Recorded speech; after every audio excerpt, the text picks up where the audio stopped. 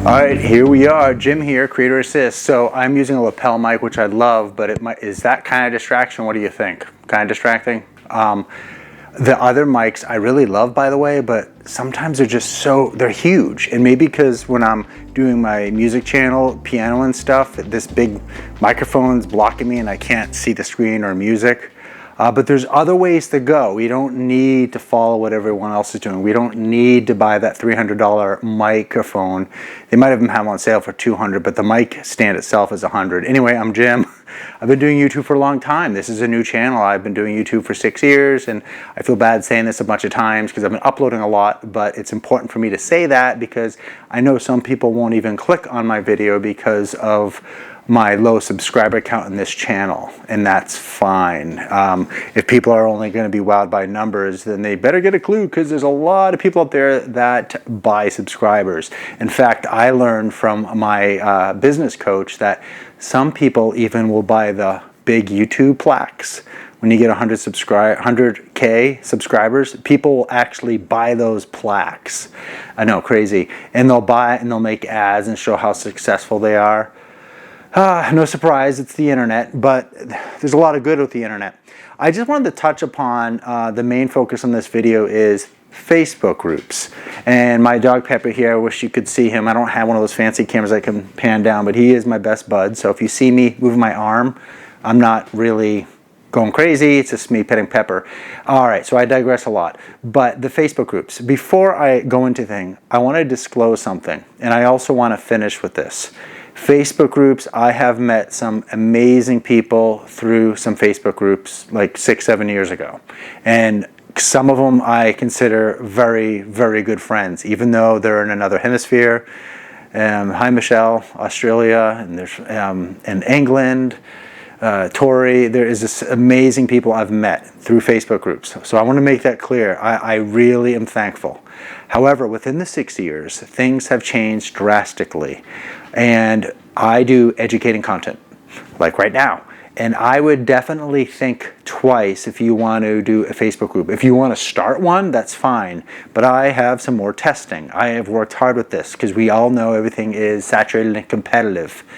All right, so here are my experience with the Facebook groups. One, I started my own, and I was very lucky that I did that. I started my own because I was getting sick of link droppers. I was getting sick of tense, mean energy, just unfortunate junk.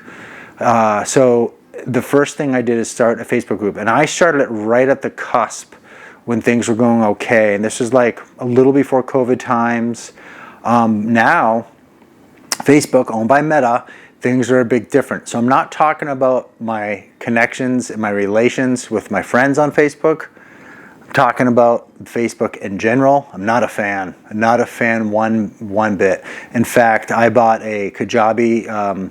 It's a educator platform to sell courses, and I also made sure it has a social atmosphere, community, and I did that because there are some people who just don't want to be on Facebook for whatever reasons. But for me, what I don't like about it, Meta begins with M. What else begins with M? Money. That's right, money. That's all they care about. In other words, if you wanted to start a group right now, people are promoting. And if you go on Facebook, you'll see a lot of ads. In fact, they're excited to make a lot of money off of ads, a lot. So my wife's just a daily user on Facebook, friends, whatever. And I asked her, do you see a lot of ads? And she's like, I can't stand it. Why do I bring that up? The viewers are getting desynthesized. They cannot stand ads anymore. They can't. And Facebook's killing themselves. I believe it. So, link droppers.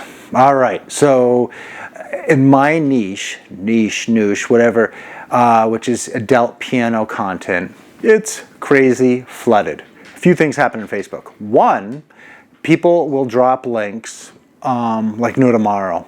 They won't build relations. They'll just drop links. And viewers get sick of it. They want to connect with people. I think there's enough videos out there, and it's pretty insane where some people won't get it, where they'll just drop links. The other thing is some of these Facebook groups where it's adults, in my case, learning piano, but I bet it's very similar to cooking or video making, whatever. some of these groups, it's a teacher lounge. I got so many stories. I'm not going to get into them, but I run my own group. One day I posted, I'm taking a week off. I'm going hiking and all that stuff. I had some moderators, but once I left, all the little mice came out to play, I say, meaning that all these teachers were dropping links or trying to get people as students because Jim wasn't around, the main chef. It's ridiculous. It's so obvious that people are so desperate and viewers get turned off. This is what's great about YouTube. You don't like the channel, you click, you go somewhere else, but it's our little domain, if you will. Another thing that I saw in Facebook is kind of a business thing where a lot of viewers, they don't want to pay. There are people that run Facebook groups and they pride themselves that they have 40,000 people because everything is free. They just give free stuff. I'm learning a lot about business. I'm building a business. That's dog hair, by the way. But I also need to live and I need to eat. I give a lot of free stuff. I'm putting a lot of money out front. I get it. Build trust. But there are people now, in particular on Facebook, that are trained to get stuff for free, and that's what they want. Especially my business is like a hobby enthusiast niche, so it's just people are going to do what they want to do, and that's pretty frustrating. And it gets to the point where I thought it wasn't a big deal, but people would reach out and be like, "Hey, could you make a video on this?" And I'm like, "Yeah, that's going to take like 4 hours if you want me to teach it. I can also make an arrangement. Maybe you could buy the arrangement for like $6." So I do all of it, and they're like, "No thanks, I don't really want to learn this piece anymore, it's too hard." So you do get a lot of people, it's not just entitled. I think a lot of people think if we're on YouTube and we're kind of doing well, we just can do things and it's easy.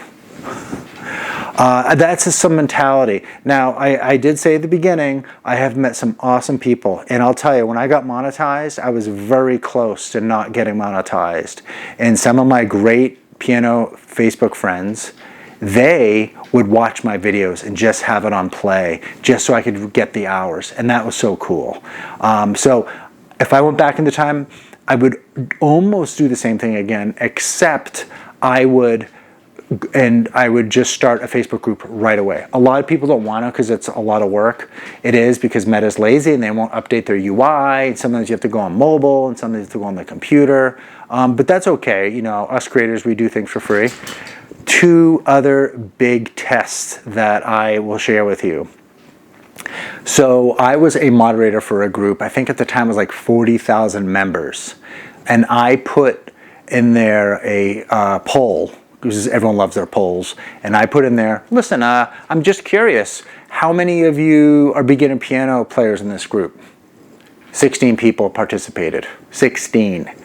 Also, being a moderator, I got the privilege to, guess what? Review everyone's request. And I would say 8 out of 10 people, it was always a teacher.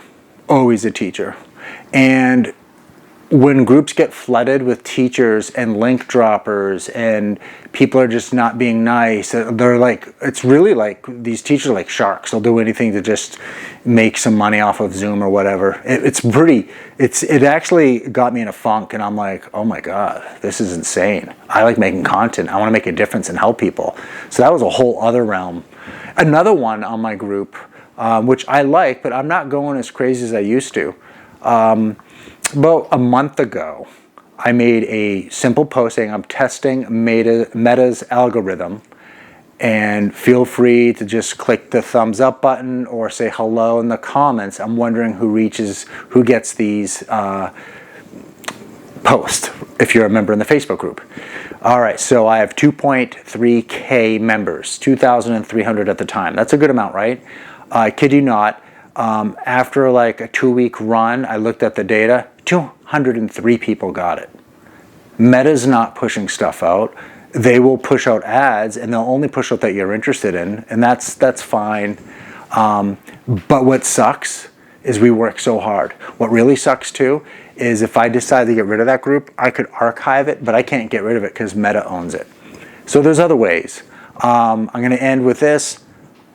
if you're watching this, it's not my friends or members in the group, it's Meta itself. But I'm definitely slowing down the Facebook thing. It's just not there. There are people who make a lot of money on it, and there are ways to get in there. I have one local friend, she makes about $12,000 a year, and creating like art and Christmas ornaments, and that's all by word of mouth through Facebook. And my dog is eating my other dog's food. So we're gonna go, but Pepper, you've been caught. Pepper. I hope I get some thumbs up for that.